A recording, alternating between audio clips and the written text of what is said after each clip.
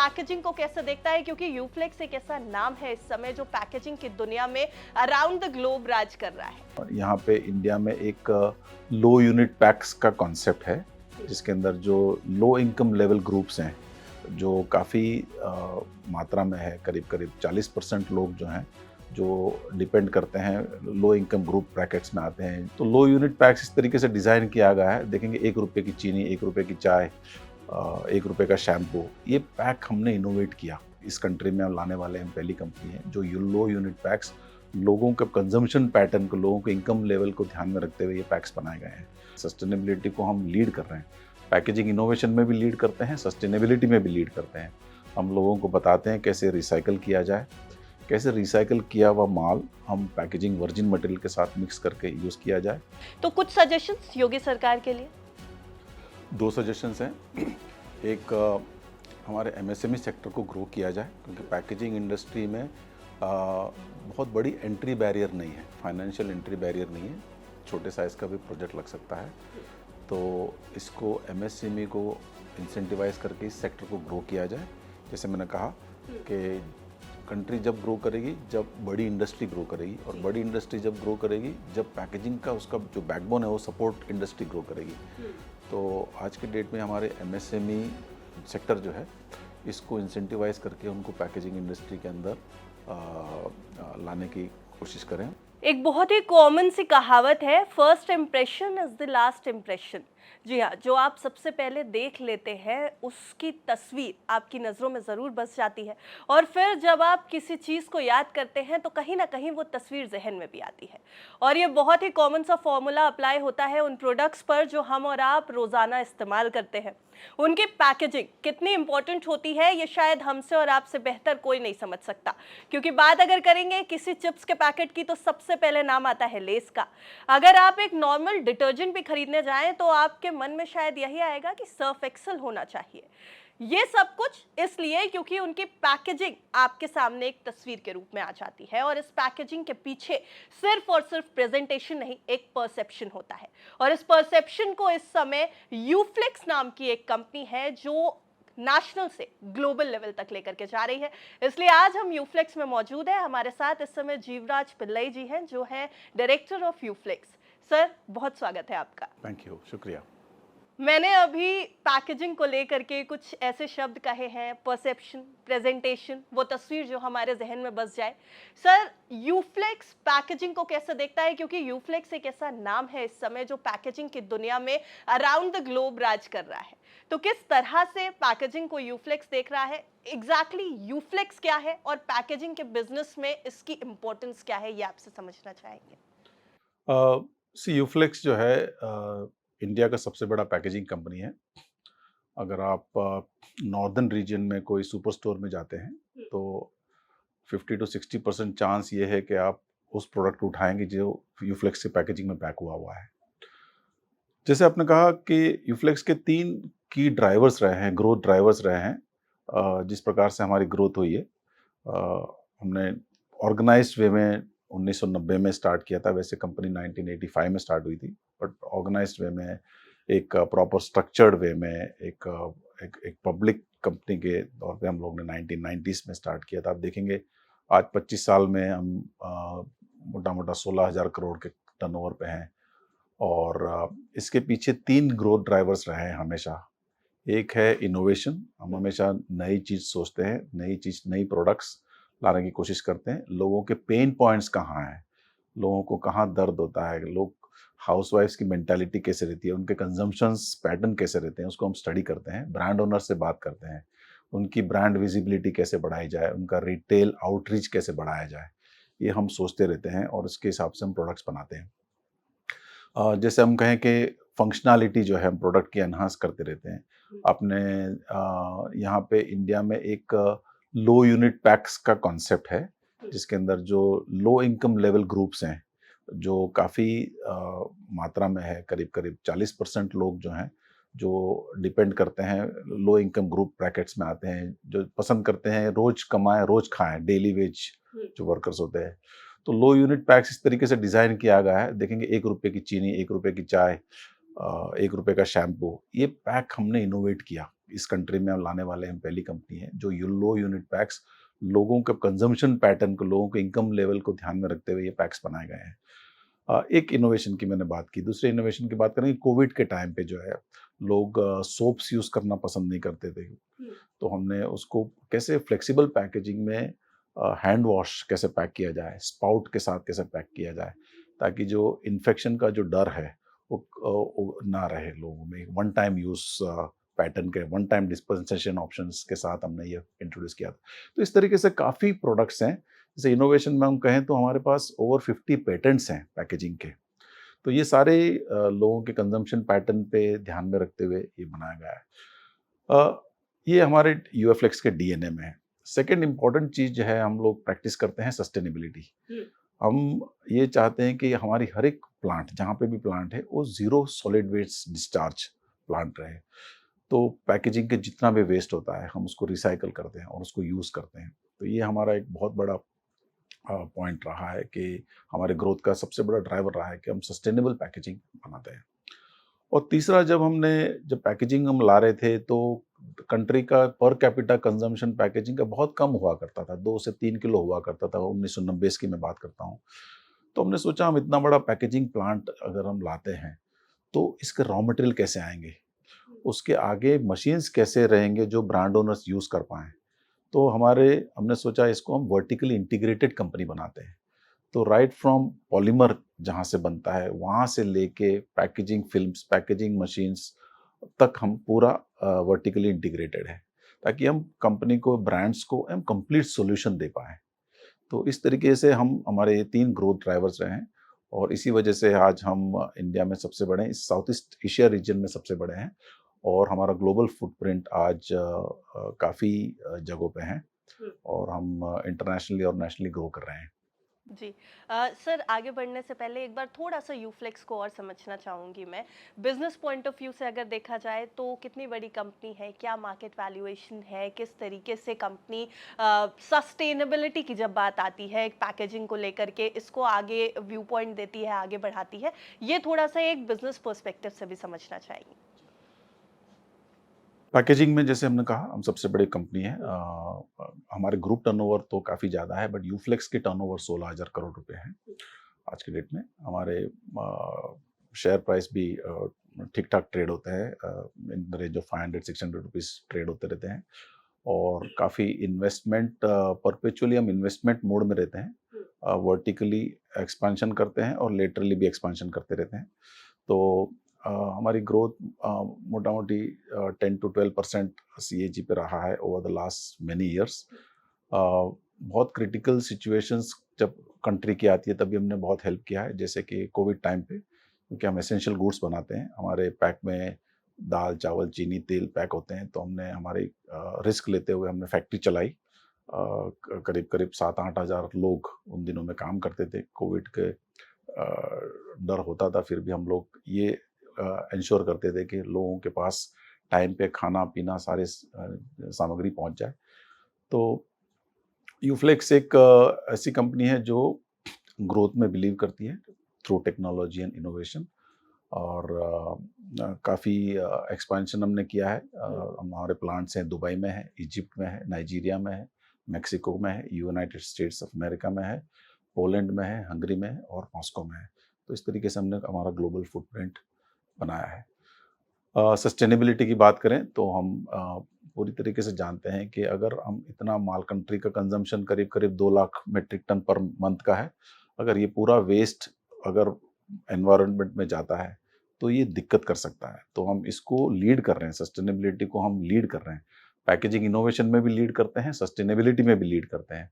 हम लोगों को बताते हैं कैसे रिसाइकिल किया जाए, कैसे रिसाइकिल किया हुआ माल हम पैकेजिंग वर्जिन मटेरियल के साथ मिक्स करके यूज़ किया जाए, ताकि कम से कम वेस्ट बाहर निकले और वेस्ट जो निकला हुआ है उसको यूज़ हो।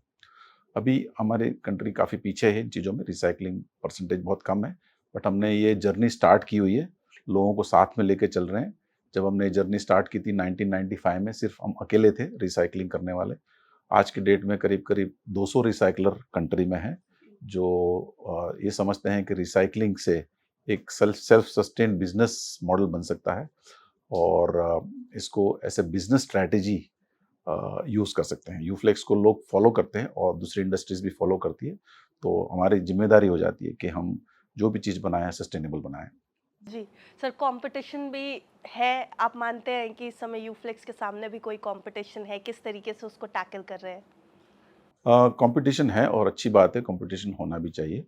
बट हम लोग जो है जैसे मैंने कहा कि हम लोगों का जो डीएनए में है इनोवेशन, कंटिन्यूअसली इनोवेट करते हैं, इसकी फंक्शनैलिटी अब करते हैं, शेल्फ अपील बढ़ाते हैं। जैसे आपने कहा शुरुआत में कि packaging creates a first moment of truth जिसको बोलते हैं। जो जो जो लेने जाता है उसको जो शेल्फ पे शेल्फ अपील जो है, वो वेरी इंपॉर्टेंट इतनी इतना इम्पोर्टेंट है कि उसी से डिसीजन मेकिंग तय हो जाता है। शेल्फ में जाते ही डिसीजन मेकिंग एक शेल्फ अपील से तय होता है।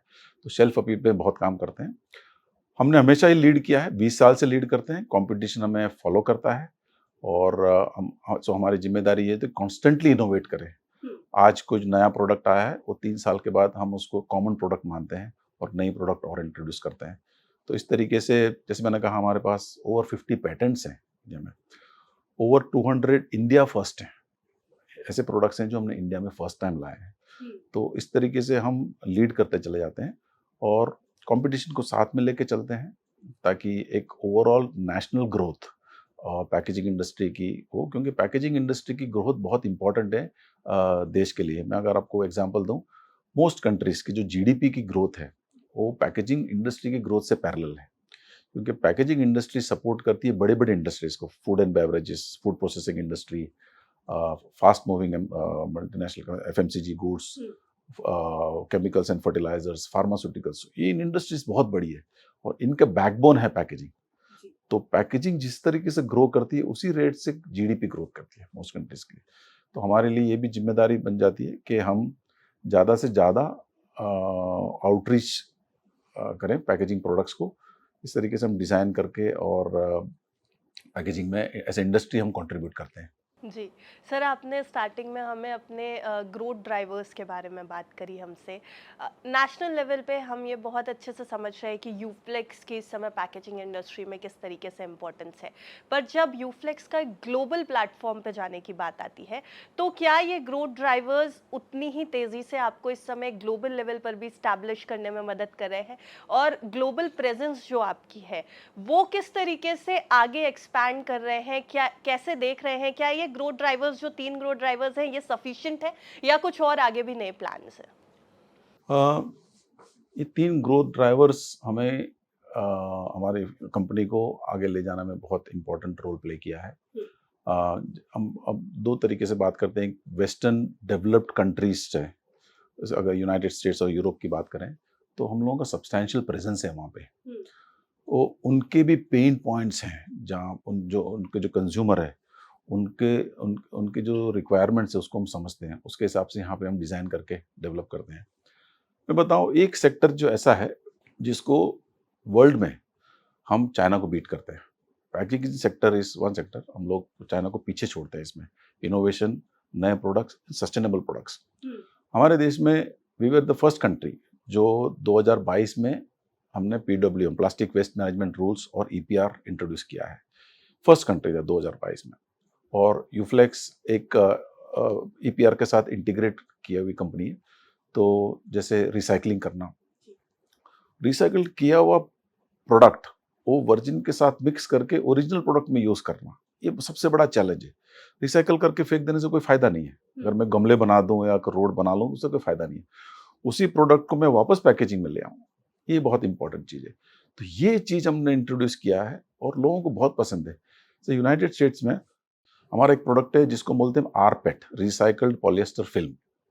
हम 2019 में हमने इंट्रोड्यूस करी। लोगों के लिए नई चीज़ थी कि यार फिल्म भी बन सकती है जिसके अंदर रिसाइकल कंटेंट है।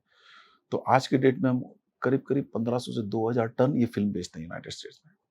यूरोप में हमने रिसाइकल फिल्म्स इंट्रोड्यूस की हैं। यूरोप में रिसाइक्लेबल फिल्म्स इंट्रोड्यूस की हैं, जो अभी लोग बात कर रहे हैं, हम 2021-22 से इंट्रोड्यूस कर चुके हैं। सर सस्टेनेबल पैकेजिंग की बात कर रहे हैं और रिसाइकलिंग की आपने अभी बात करी, तो क्या आज का सिनेरियो देखते हुए कुछ नए इनिशिएटिव्स भी यूफ्लेक्स ले रही है आगे रिसाइकल प्रोडक्ट्स को यूज़ करने के अपने पैकेजिंग बिजनेस में? बिल्कुल यूज़ कर रही है। जैसे मैंने कहा 2022 से हम ईपीआर प्रैक्टिस करते हैं और 2025-26 से एक नया ऑब्लिगेशन आया है जिसके अंदर हमें 10% जितना भी माल यूज़ करते हैं उसमें 10% रिसाइकल्ड कंटेंट यूज़ करना है। तो और ये गवर्नमेंट की अच्छी बात थी कि इन्होंने 2022 में ये डिक्लेयर कर दिया था कि आपको 3 साल में ये काम करना होगा। तो उस प्रकार से लोगों ने इन्वेस्ट किए, जैसे यूफ्लेक्स ने अभी 317 करोड़ रुपए इन्वेस्ट करके यूफ्लेक्स सेक्टर 155 में, सेक्टर 155 में एक बड़ा प्लांट आ रहा है जिसके अंदर हम सारे प्रकार की पैकेजिंग के रिसाइकिल करेंगे और उसमें से जो बनता हुआ रिसाइकल्ड मटेरियल है उसको वर्जिन के साथ मिक्स करके हम प्रोडक्ट पैकेजिंग फिल्म के अंदर यूज़ करेंगे। तो ये बहुत बड़ा इनिशिएटिव रहा है और इसमें सारे प्रकार के प्रोडक्ट्स हमने कवर किए हैं। जैसे प्लास्टिक पैकेजिंग में पॉलिएस्टर होते हैं, पॉलीप्रोपिलीन, पॉलीथिलीन, ये सारे प्रोडक्ट्स हमने कवर किए हैं ताकि ब्रांड ओनर को आसानी से ये ऑब्लिगेशन मीट करने में आसानी हो। तो ये हमने ऑलरेडी इन्वेस्टमेंट कर चुके हैं इसके अंदर। और रिसाइकलिंग की, जैसे मैंने कहा कि रिसाइकलिंग में हम एक अच्छा एक कॉन्सेप्ट ला रहे हैं जिसको हम बोलते हैं FOFO, FOFO, franchisee owned franchisee operated model. चूँकि हम एक्सपीरियंस है रिसाइकिल करने में, हम 25-30 साल से रिसाइकलिंग करते हैं, हम ये चाहते हैं कि ये पूरे देश में पहुंच जाए, हर एक सेंटर में पहुंचे। अभी हमने एक एग्जांपल के तौर पे मुंबई में थाने में एक फोफो पार्टनर हमने आइडेंटिफाई किया है।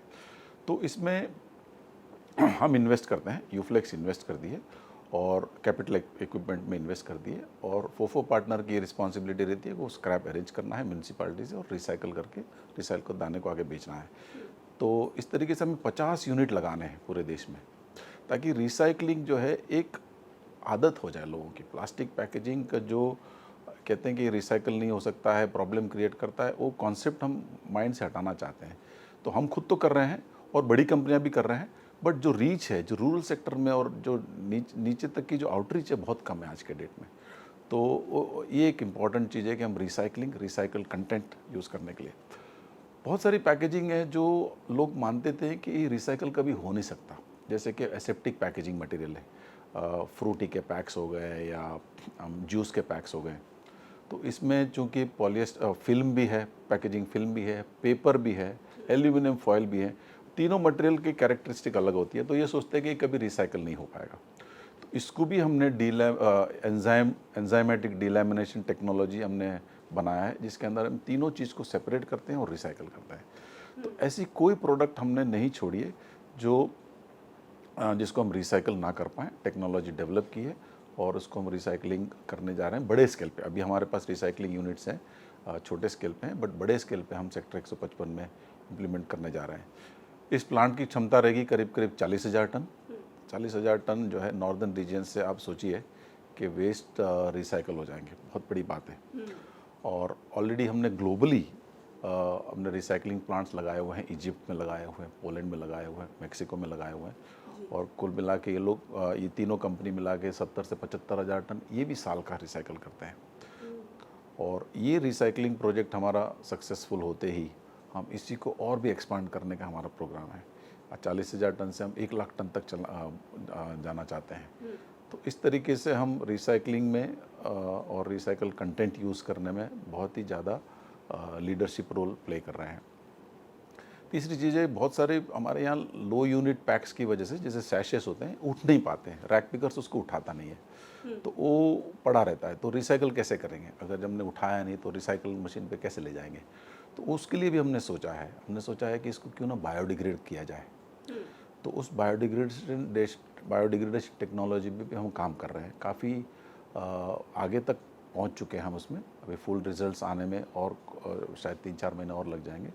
बट ये भी एक देश के लिए एक अपने आप में एक गिफ्ट रहेगा यूफ्लेक्स की तरफ से कि जो छोटे यूनिट पैक्स है, जो इंडिया का कैरेक्टर है, इंडिया में लो यूनिट पैक्स जो जिसको बोलते हैं वो बंद नहीं होंगे।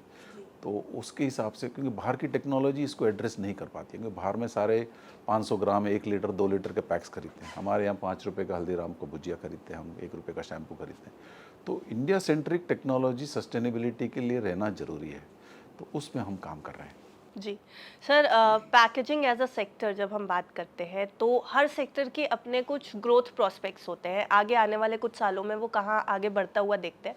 ऐसे ही पैकेजिंग सेक्टर की जब बात करें तो आपसे जानना चाहूँगी, पूरे सेक्टर एज अ होल अगले 5 साल में कहाँ देख रहे हैं इसको? क्योंकि अभी-अभी आपने कहा कि बहुत बड़ा सेक्टर है जो भारत की जीडीपी को एक तरीके से बैक देता है।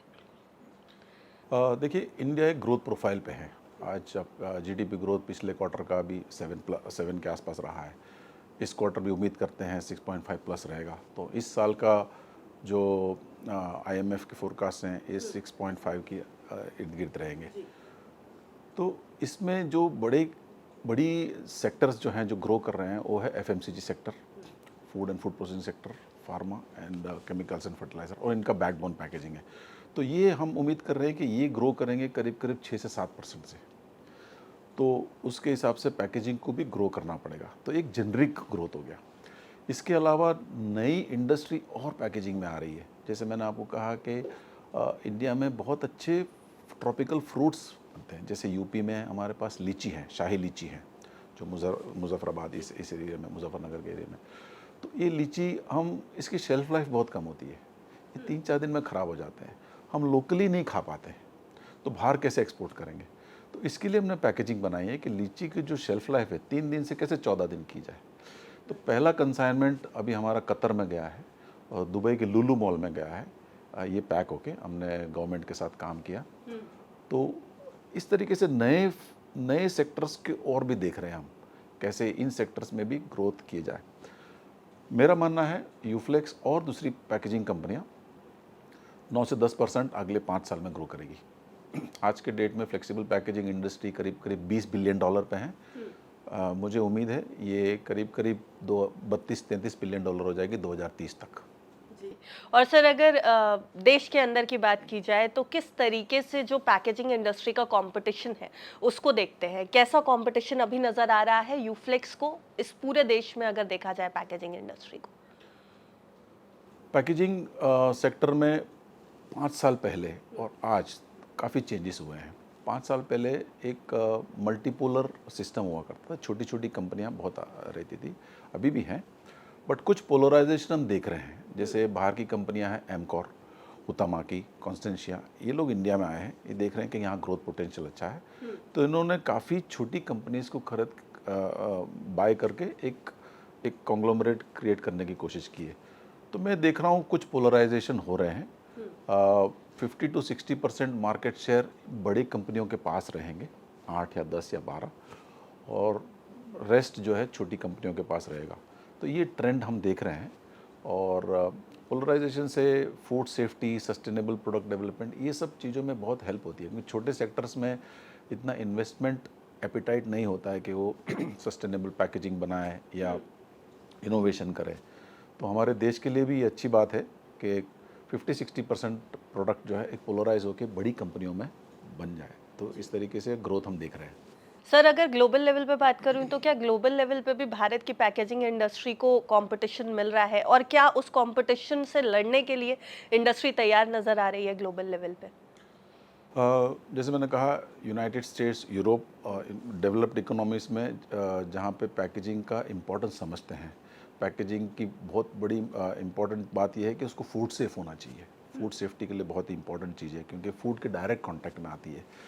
तो इन देशों ने रिकग्नाइज़ किया है इंडिया की कंपनीज़ में, क्योंकि इंडिया में लॉस काफ़ी स्ट्रिक्ट हैं।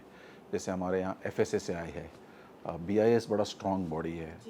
तो इन्होंने रिकग्नाइज़ किया है और ये मानते हैं कि भारत से आया हुआ पैकेजिंग प्रोडक्ट्स जो है ये फूड सेफ हैं।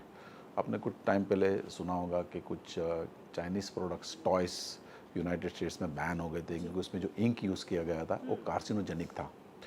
तो मैंने पहले कहा कि इस सेक्टर के अंदर इंडिया काफ़ी डोमिनेट करता है इन देशों में, डेवलप्ड कंट्रीज़ के अंदर।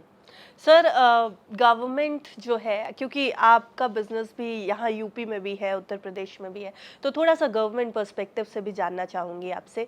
ये जो इस समय उत्तर प्रदेश गवर्नमेंट का एक मोटो है ईज ऑफ डूइंग बिजनेस का, और उनके जो इन्वेस्टमेंट्स हैं टुवर्ड्स बिजनेसेस, क्या वो हेल्प कर रहे हैं पैकेजिंग इंडस्ट्री को भी? किस तरीके से देखते हैं वो इन्वेस्टमेंट्स और ईज ऑफ डूइंग बिजनेस को? बहुत हेल्प करते हैं। जैसे मैंने कहा, यूपी एक लैंडलॉक्ड स्टेट है, इसमें ना कोई सी पोर्ट है। तो इसके अंदर इंफ्रास्ट्रक्चर डेवलपमेंट जो लास्ट 7, 8 या 10 साल में हुआ है, वो बहुत ही इम्पोर्टेंट रोल प्ले किया है। मैं एग्जांपल देता हूँ, हमारे सारा प्रोडक्ट्स जो है बॉम्बे पोर्ट से आता है। पहले हम लोगों को 10-10, 12-12 दिन लगते थे माल आने में, आज के डेट में 3-4 दिन में आ जाता है। और भी काम होना ज़रूरी है, एक मल्टी मॉडल लॉजिस्टिक पार्क बनाना ज़रूरी है। पावर यहाँ पे एक्सपेंसिव है, तो रिन्यूएबल पावर का ग्रोथ होना यहाँ पे ज़रूरी है। But single window clearance system है, वन डिस्ट्रिक्ट वन प्रोडक्ट, बहुत ही अच्छी स्कीम है यूपी की, ये काफ़ी हेल्प करती है। तो जैसे मैंने कहा आपको, लीची प्रोड्यूसिंग प्लेसेस हैं, उसके अंदर उनकी एक मास्टरी होती है, जहाँ पे फर्नीचर्स और हैंडीक्राफ्ट बनते हैं, वहाँ पे एक मास्टरी है। तो उस प्रोडक्ट को डेवलपमेंट, उसके स्किल डेवलपमेंट, उसके ट्रेनिंग प्रोग्राम्स और उस एरिया के ग्रोथ के लिए काफ़ी काम हो रहा है। तो ये सिंगल डिस्ट्रिक्ट सिंगल प्रोडक्ट का कॉन्सेप्ट ही बहुत अच्छा है। तो ओवरऑल गवर्नमेंट प्रो इंडस्ट्री है, प्रोग्रेसिव है, प्रोग्रेसिव सोच रखती है इंडस्ट्री को लेके, और हमें काफ़ी हेल्प हो रही है उससे।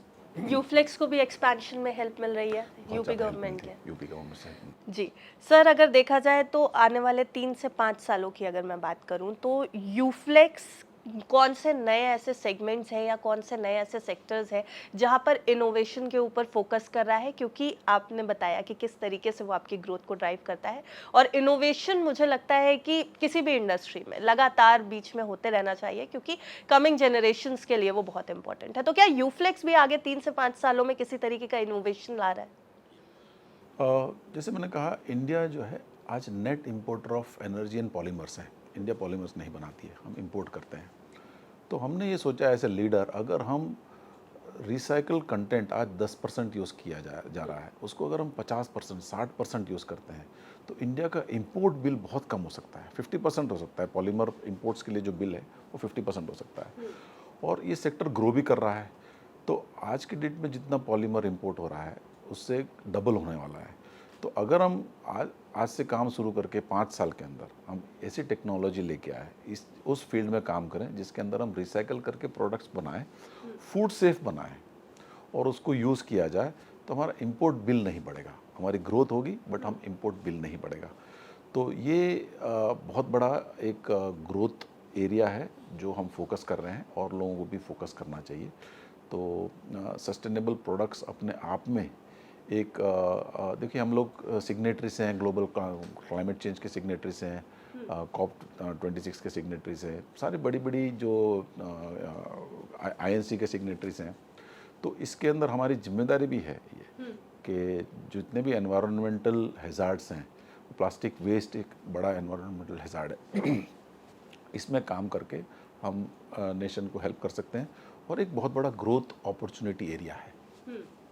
सर, मैन्युफैक्चरिंग इंडस्ट्री की अगर मैं बात करूं तो क्या मैन्युफैक्चरिंग इंडस्ट्री को इस समय सरकार से थोड़े और सपोर्ट की ज़रूरत है? क्या वो सपोर्ट उन्हें सफिशिएंट मिल रहा है, या यहाँ पर और सपोर्ट किया जा सकता है ताकि स्टेट में, नेशन में, ऑन अ ग्लोबल प्लेटफॉर्म इस इंडस्ट्री को थोड़ा बूस्टअप मिले?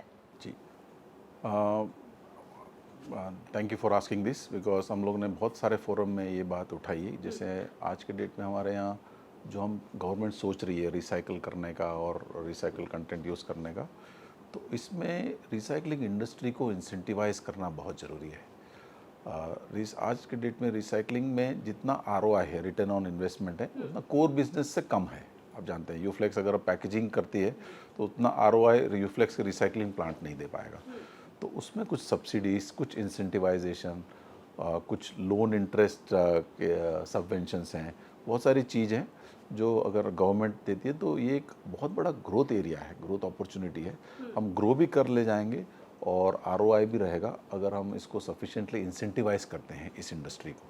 तो हम ये चाहते हैं कि रिसाइकलिंग को बढ़ावा दिया जाए, और आज के डेट में जितना रिसाइकलिंग हो रहा है उससे हमें 50 गुना करना है 5 साल में। तो ये इंडस्ट्री जब ग्रो करेगी जब हम उसको इंसेंटिवाइज करेंगे। तो हम सरकार से हमारी यही गुजारिश है कि इसको इंसेंटिवाइज किया जाए, इस सेक्टर को ग्रो किया जाए। जी सर, आपने रिक्वेस्ट तो की है, लेकिन और भी क्या कुछ सजेशंस है योगी सरकार के लिए, किस तरीके से वो इस इंडस्ट्री को, पर्टिकुलरली जो छोटे प्लेयर्स हैं अभी इस इंडस्ट्री में, क्योंकि यूफ्लेक्स जब एक बड़ा नाम बन गया तो उसके पास एक रिस्पॉन्सिबिलिटी, जैसा आप खुद कह रहे हैं, ये भी होती है कि हम अपने छोटे प्लेयर्स को भी उस मार्केट में लेकर के आएँ ताकि ग्लोबल लेवल पर इंडिया का जो कॉम्पिटिशन है वो थोड़ा स्ट्रांग हो जाए। तो कुछ सजेशंस योगी सरकार के लिए? 2 सजेशंस हैं। एक हमारे एमएसएमई सेक्टर को ग्रो किया जाए, क्योंकि पैकेजिंग इंडस्ट्री में बहुत बड़ी एंट्री बैरियर नहीं है, फाइनेंशियल एंट्री बैरियर नहीं है, छोटे साइज़ का भी प्रोजेक्ट लग सकता है। तो इसको एमएसएमई को इंसेंटिवाइज करके इस सेक्टर को ग्रो किया जाए। जैसे मैंने कहा कि कंट्री जब ग्रो करेगी, जब बड़ी इंडस्ट्री ग्रो करेगी, और बड़ी इंडस्ट्री जब ग्रो करेगी, जब पैकेजिंग का उसका जो बैकबोन है वो सपोर्ट इंडस्ट्री ग्रो करेगी। तो आज के डेट में हमारे एमएसएमई सेक्टर जो है, इसको इंसेंटिवाइज करके उनको पैकेजिंग इंडस्ट्री के अंदर लाने की कोशिश करें, ज़्यादा से ज़्यादा एक्सपांशन करने की कोशिश करें। तो ये एक सजेशन है। दूसरा सजेशन ये है कि आज के डेट में हमारे यहाँ जो वेस्ट कलेक्शन सिस्टम है, जो फ्लेक्सिबल, खास करके फ्लेक्सिबल वेस्ट कलेक्शन सिस्टम है, वो रैक पिकर्स के थ्रू होता है। अब रैक पिकर से इतना पतला माल, वेटलेस माल है, उसको एक इकोनॉमिक बेनिफिट नहीं मिलता, तो उठाता नहीं है वो, तो पड़ा रहता है, नाले में जाता है, चोक करता है। ये फ्लड्स आ रहे हैं, आप देख रहे हैं। तो इसके लिए जैसे वेस्टर्न नेशंस के अंदर एक प्रथा है, जिसके अंदर ये लोग म्यूनिसिपल सॉलिड वेस्ट को ऑटोमेटिकली सेग्रीगेट करते हैं। तो एक सिटी का, जैसे नोएडा सिटी है, इसमें करीब करीब बहुत ज़्यादा इन्वेस्टमेंट नहीं है, 300-400 करोड़ रुपए के अंदर एक setup automatic segregation of MSW waste लगाया जाए, जिसके अंदर जितने भी फ्रैक्शंस है, जैसे खाना वेस्ट हुआ, वेजिटेबल पील्स हैं, प्लास्टिक पैकेजिंग मटेरियल है, वुड है, एल्यूमिनियम कैन है, पेपर एंड पेपर बोर्ड है, ये सारे ऑटोमेटिकली सेग्रीगेट होकर निकल जाए, और जो प्लास्टिक वेस्ट निकला है उसको रिसाइकल किया जाए। आज के डेट में अगर हम रिसाइकलिंग बढ़ा भी लेते हैं, तो वो रिसाइकलिंग विल स्टार्व, उनको मिलेगा नहीं, पैकेजिंग मटेरियल मिलेगा नहीं, रैक पिकर से उसको उठाता नहीं है। तो conversion from rag picker oriented waste collection system to an automated segregation system, इसके अंदर इन्वेस्टमेंट्स ज़रूरी है।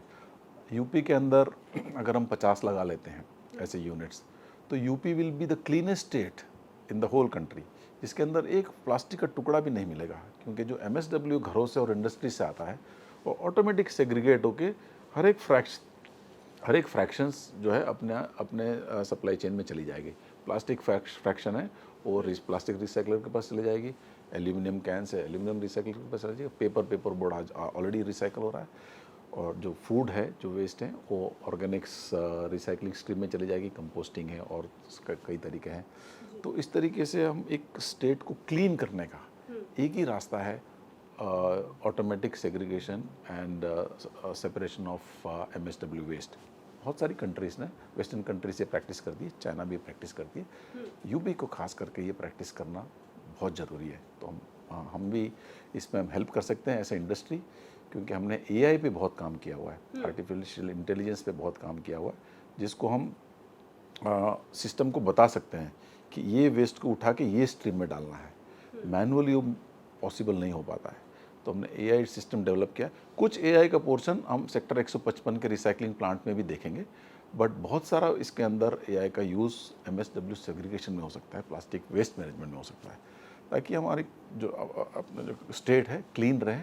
स्टेट आज के डेट में हर वर्ष जो है बहुत नुकसान करता है फ्लड्स की वजह से, नाले चौक हो जाते हैं, प्लास्टिक वेस्ट की वजह से बहुत सारा नुकसान होता है। ये सारा हम इसको रोक सकते हैं। तो मेरा ये गुजारिश है योगी जी से और मंत्रालय से, कि यूपी गवर्नमेंट से, कि इस एरिया में इन्वेस्ट किया जाए। तो मिस्टर पिल्लई, आप हमारे साथ यहाँ पर इस समय मौजूद है। बहुत सारी बातें हमने यूफ्लेक्स के बारे में आपसे करी, रिसाइकलिंग किस तरीके से पैकेजिंग इंडस्ट्री में एक इम्पोर्टेंस होल्ड करती है, ये भी हमने आपसे समझा है, और उम्मीद करती हूँ कि जो सजेशंस आप इंडस्ट्री को लेकर के सरकार तक पहुँचाना चाहते हैं वो ज़रूर पहुँचेंगे। थैंक यू सो मच हमारे साथ जुड़ने के लिए आज। Thank you so much for having me here.